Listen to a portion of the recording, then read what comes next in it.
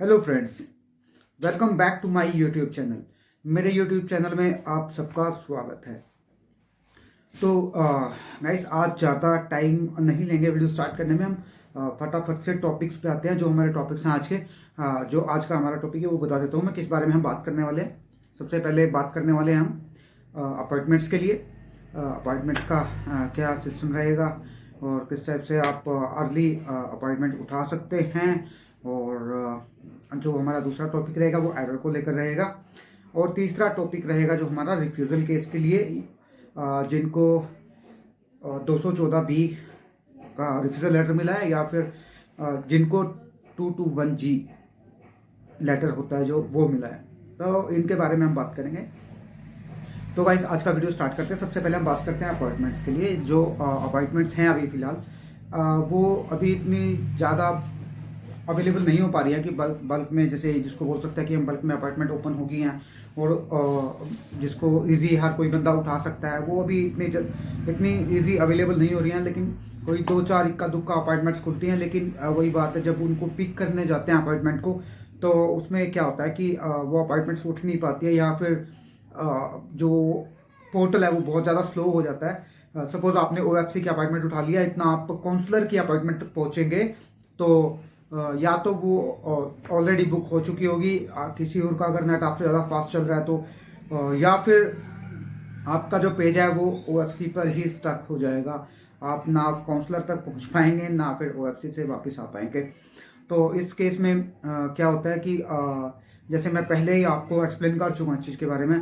उसमें क्या है कि जैसे आपने OFC की अपार्टमेंट उठाई है, उसके बाद में आप काउंसलर तक पहुँच रहे हैं, लेकिन OFC की अपार्टमेंट पहुंचते ही आप काउंसलर पर जैसे ही आप क्लिक करते हैं, उस टाइम पर कोई भी स्लॉट अगर अवेलेबल नहीं है और आपका नेट स्लो हो गया है, पोर्टल ऑलरेडी स्लो चल रहा होता है उस टाइम में, और उसके उसके बावजूद पोर्टल स्लो है और आपका नेट भी स्लो हो गया है और अपार्टमेंट भी आगे नहीं बची है जो काउंसलर की है, जो आपने उठानी थी, तो उस केस में क्या होता है, उस केस में आप बीच में ही फंस जाओगे। उसमें कई बार क्या होता है कि ऑटोमेटिकली ये 12 से 15 घंटे के अंदर वो ऑटोमेटिकली रिवर्ट हो जाता है। किसी का 2 से 3 दिन में हो जाता है, ऑटोमेटिकली सही हो जाता है पोर्टल। लेकिन कुछ लोगों का वहीं पर ही स्टक हो जाता है और उसको फिर मैनुअली भी करना पड़ सकता है। तो वो कोई ज़्यादा बड़ा इशू नहीं है। लेकिन अगर आपको ठीक ठाक नॉलेज है पोर्टल के बारे में तो आप कर सकते हैं उसको। अदरवाइज क्या है कि आपको कोई बोल देता है कि आप क्लोज एप्लीकेशन और स्टार्ट न्यू एप्लीकेशन पर जाकर आप ये कर सकते हैं इसको ठीक। लेकिन उसमें एक प्रॉब्लम और आ जाती है।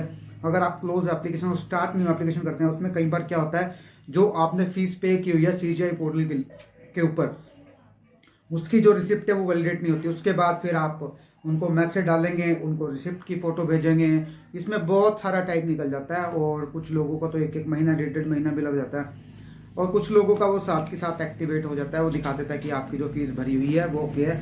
लेकिन कुछ लोगों को क्या प्रॉब्लम आती है कि उसने close application start new application पे जब वो क्लिक करते हैं, उसके बाद क्या होता है, उसके बाद में वो जब फीस की बारी आती है, जब वो सारा DS-160 वगैरह सब फिल करके दोबारा से वहाँ पहुँचते हैं पेमेंट पेज तक, जहाँ पर आपको क्लेम करनी होती है आपकी पेमेंट, जहाँ पर क्लेम रिसिप्ट का ऑप्शन होता है। जब आप क्लेम रिसिप्ट के ऑप्शन के ऊपर जाएंगे तो फिर क्या होगा, उसमें आप वो करते हैं तो फिर वो आपकी रिसिप्ट को उठाता नहीं है।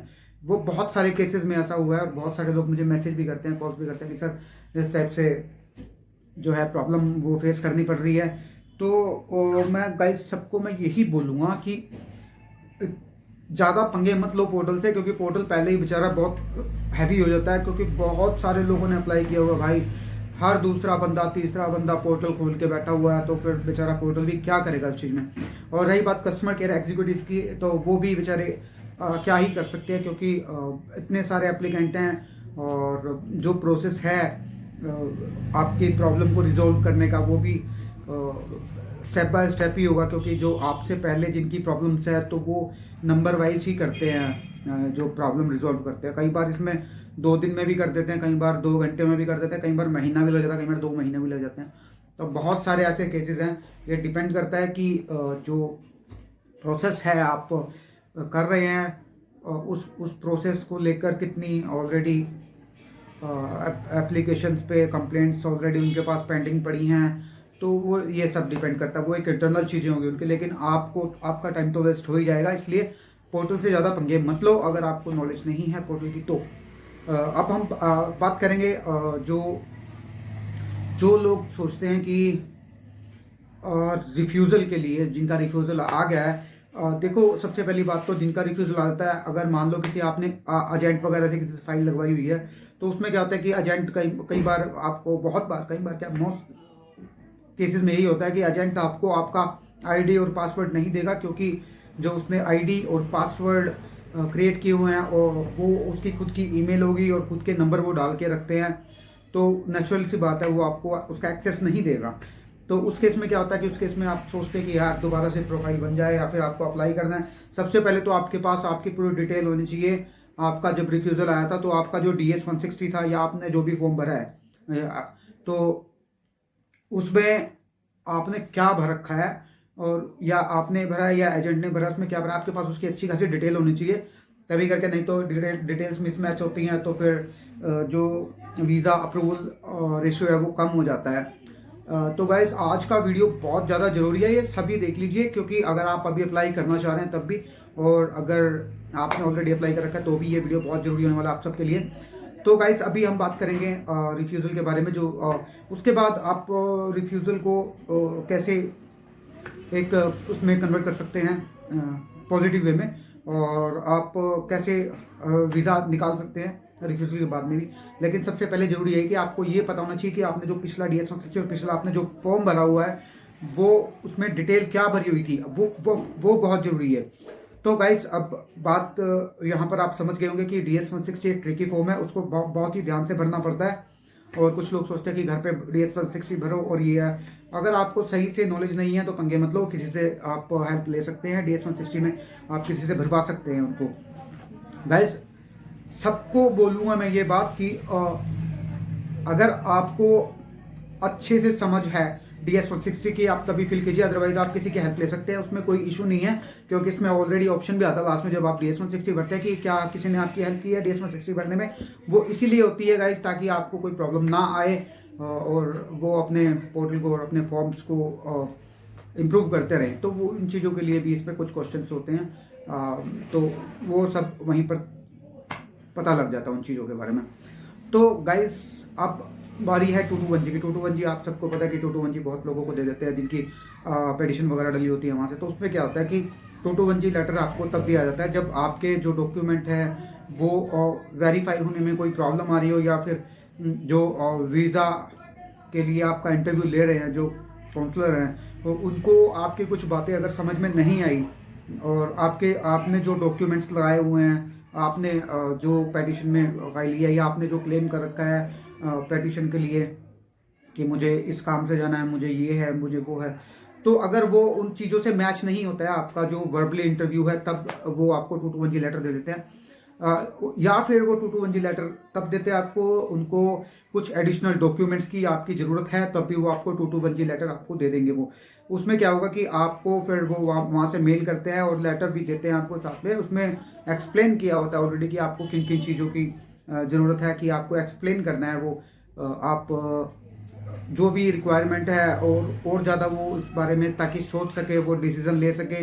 221G लेटर मिलने का मतलब यही है कि वो आपका डिसीजन नहीं ले पा रहे हैं वीज़ा देने का, इसलिए वो आपको एक लेटर देते हैं कि आपके पास अगर कुछ एडिशनल डॉक्यूमेंट हैं जिनसे उनको क्लियर हो जाए कि आपको वीज़ा मिलना चाहिए या नहीं मिलना चाहिए, इसलिए वो 221G लेटर देते हैं।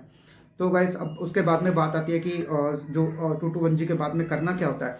गाइस, उसमें वैसे तो जो आपको लेटर मिलेगा उसमें सब कुछ लिखा होगा कि आपने 221G लेटर का करना क्या है।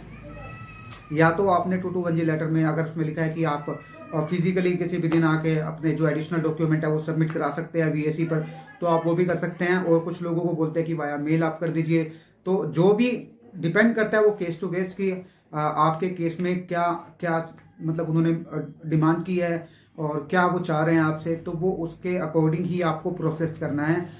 तो गाइस, आज का वीडियो ज़्यादा लंबा नहीं करेंगे, मैंने ऑलरेडी बोला था। और उन सब लोगों को मैं बोलना चाहूँगा जो लोग चैनल देख के चले जाते हैं और सब्सक्राइब नहीं करते, भाई सब्सक्राइब कर लो यार। सब्सक्राइब करने का कोई पैसा नहीं लगता है, और दूसरी बात, मैं बात करने के लिए भी कोई पैसे नहीं लेता हूँ। आप अब मुझसे व्हाट्सएप पे अगर आप मुझसे बात करते हैं तो चैट करते हैं, तो मैं उस चीज़ के लिए भी कोई पैसे नहीं लेता, क्योंकि बहुत सारे यूट्यूबर है जो आपसे पैसे लेंगे आपसे बात करने के लिए कि अगर हमसे बात करनी है तो इतने पैसे दो, 500 दो, 1000 दो, ऐसा करके वो करते हैं। चाहे आपकी मतलब की बात उनको पता हो या ना पता हो, लेकिन वो आपसे 200-300 रुपये, 500 रुपये, 1000 रुपये निकाल लेते हैं। लेकिन मैं कोई चार्ज नहीं करता भाई, बात करने के लिए भी सबको यही बोलूँगा भाई।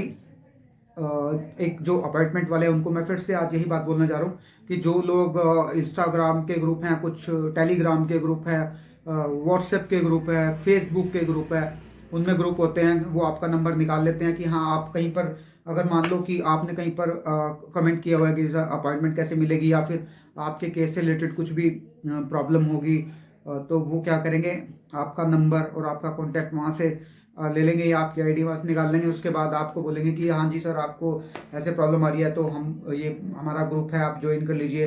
आपको वो ग्रुप ज्वाइन करा देंगे, उन्हीं के लोग उन पे मैसेज करते रहेंगे, सर हमारी प्रॉब्लम रिजोल्व होगी, आपने हमें अपॉइंटमेंट दे दी, आपने हमारा केस रिजोल्व कर दिया, आपने हमारा वीज़ा लगा दिया, आपने ये लगा दिया, आपने वो लगा दिया। इस टाइप से वो आपको मैसेज करेंगे। वो उनके खुद के लोग होते हैं जो ग्रुप में मैसेज डालते रहते हैं। आपको लगेगा यार इतने सारे लोगों की प्रॉब्लम रिजोल्व हो गई है तो मेरी भी क्यों नहीं होगी, तो आप भी क्या करते हैं कि सर प्लीज़ मेरी भी कर दीजिए। उसके बाद में आप उनको पैसे दे देते हैं। उसके बाद पे क्या करेंगे, वो आपको ब्लॉक कर देंगे, आपकी आईडी भी गई, आपकी आईडी भी नहीं देगा वो। अगर आप उनसे कांटेक्ट करेंगे, बोलेंगे हमने आपकी आईडी पर इतनी मेहनत की, आपको इतने पैसे और देने होंगे, ये होगा वो होगा। तो इस टाइप से भाई बहुत ज़्यादा लूट मचा रखी है लोगों ने, बहुत ज़्यादा ठग मचा रखा है। और ये सब स्कैमर लोग हैं, इनसे बच के रहना आपने। और मेरा चैनल देखने के लिए धन्यवाद, सब्सक्राइब कर लीजिए अगर आप भी अपडेट चाहते होंगे। और रही बात अपार्टमेंट्स की, अगर आप चैनल सब्सक्राइब कर लेते हैं करते हैं तो इस टाइप के इन्फॉर्मेटिव वीडियोस मैं लेकर आता रहता हूं। तो आज के वीडियो में सिर्फ इतना ही। मिलता हूं एक नई वीडियो में एक नए टॉपिक के साथ। सब्सक्राइब माय चैनल अगर आप अपडेट रहना चाहते हैं तो। Thank you.